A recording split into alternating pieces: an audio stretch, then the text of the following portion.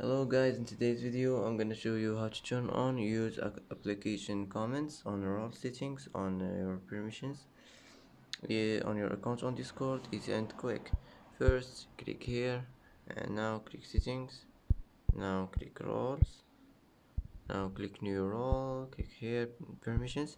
Here as you see you will find it, you will find use application comments here. Click on it like this, and as you see here, click save, and it should be saved. And that's it for today. And that's it for today's video. If you like this video, don't forget to like and don't forget to subscribe. I hope this video is helpful for you, and thanks for watching till the end, and see you in the next video.